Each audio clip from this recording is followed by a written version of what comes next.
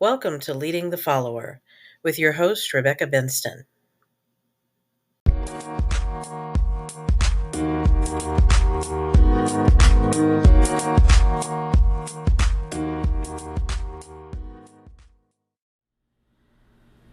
Today's Pondering. Keep trying. Christmas has always been one of my favorite holidays during the year. In fact, my favorite. This year, however, I was burdened by a feeling of utter defeat, and all of the joy that I usually feel at Christmas time sort of fluttered away. Thinking back over the past 12 months, it was a constant struggle in one way or another. But after each challenge, God saw fit to grant me another day, and another, and another. So I pressed on. And this past week was as challenging as the rest. We tried to get everything together for our family dinner, but deliveries didn't arrive. We had problems at checkout when we did go to the store in person.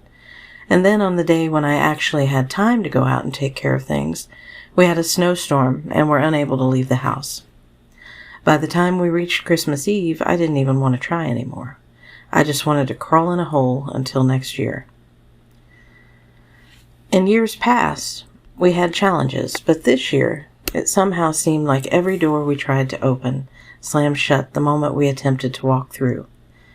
Work was hard to find, due to my absolute reluctance to take an experimental drug for what amounts to a virulent strain of man-made flu.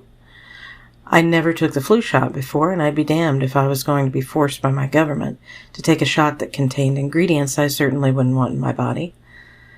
This left me with very few options, and I was lucky to make enough to pay the rent each month. And when I finally did find something that paid well enough, my landlord raised the rent by $150 a month for no apparent reason.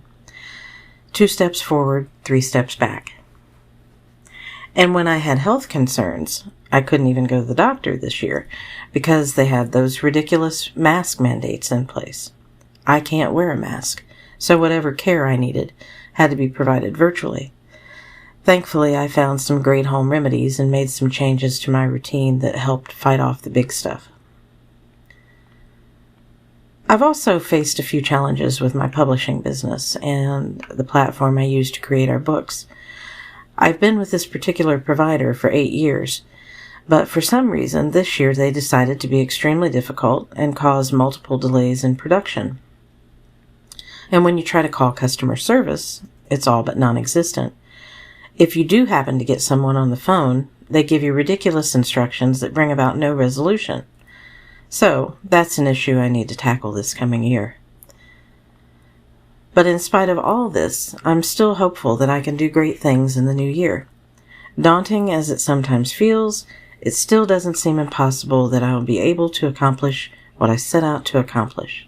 Difficult, yes. Impossible, not at all. I need only remember where I've been to feel hopeful that I can reach the destination I'm seeking.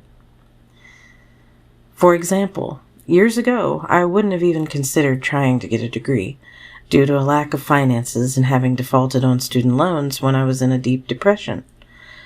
But a few years after I thought I'd screwed everything up, I found a program that allowed me to clean up my loan issues, and I was able to return to school. Now, 23 years later, I've completed my bachelor's degree in human development and management and 2 master's degrees, one in human services and one in religion, as well as a graduate certificate in pastoral counseling. So it was worth going back. There was also a time when I had put away all of my half-written manuscripts and decided that I would never be a writer. It wasn't practical, and I needed to be able to pay the bills. But 13 or so years after making that decision, I pulled those manuscripts out of the bottom drawer, blew the dust off of them, and submitted the first of 26 books that I've now published. 10 in a mystery series, 3 children's books, and several ministry resources. And while I wouldn't always encourage someone to go back to something that they had already decided wasn't going to work, I'm so glad that I've been willing to go back and reconsider some things when my circumstances have changed, as they often have. If I had just given up on every dream I've had, I would have missed out on several of the best opportunities I've ever had. And I never would have had the opportunity to face the challenges that I sometimes complain about in my exasperation with myself. I would have cheated myself out of opportunities to learn and grow and become the person God wants me to be.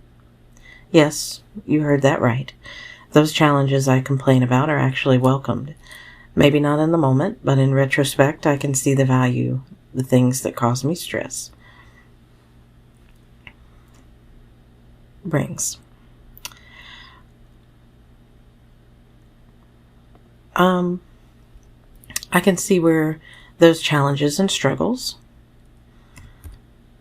have given me the momentum that I needed to take a new approach or change up a strategy. And though I may feel like pulling my hair out when I'm dealing with it, I always feel better about things when I'm finally on the other side of whatever it is, when I take the time to deal with it rather than take a position of helplessness and let that problem run right over me. I'd really rather fight than act like I have no opposition. So yes, it was a crappy week. And yes, I didn't really feel like I experienced my best Christmas this year. But when I look back at this time later on, I'll note that just a few weeks ago, I stopped taking the only medications that I was taking, 2 over-the-counter medications for allergies and acid reflux. I stopped drinking coffee, I stopped drinking soda, and I started feeling better, finally. After some 25 years of being on one stomach medication or another, I stopped taking the drug that I was taking, and I have less pain noticeably throughout my body and am now managing the reflux naturally. And with every day, that's getting easier. It wasn't easy at the first part of it, but it's easier now. And when I look back at this time, I'll also note that I was finishing up a very busy season of publishing where I had released about 9 titles and was fighting various fights to get some other projects completed. I'll remember that this was the time when my daughter and I spent many nights watching K-dramas together and bonding over our favorite anime series. I'll remember that this was the time in my life when I tried and kept trying. Even though I didn't feel like it at times, I did what I needed to do. The understatement of the year would be to say that life isn't always easy. We all know this. But today, Christmas Day, I have to think about all of the times that I've been irritated by my shortcomings and frustrated when I work very hard on something only to have it fail. God isn't known for creating weakness in us. He's known for His immeasurable strength and His great blessings. He's known for being able to heal even the most broken of us. He's known for His willingness to teach us again, and for the sacrifices that He has made to ensure that He is the one we run to when we are running away from whatever it is that hurts us. He wants us to try and to do our best whenever possible. He wants us to understand that things aren't always going to work the first time around. Even God made several covenants with His creation to try and bring us around to where we needed to be.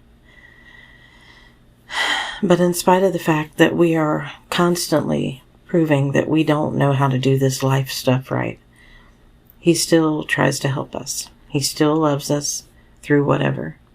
He still suffers all of our mistreatment of Him as our loving Father, just as He suffered our mistreatment of His wonderful Son, Jesus. I'm thankful for all of it, for God's great love and healing, and for His loving sacrifice of the Son, whose life and teaching we celebrate today. I'm thankful, and I'll keep trying. God bless you, and Merry Christmas.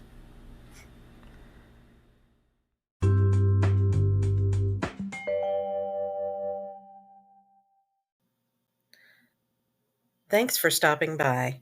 Be sure to check out our website and blog.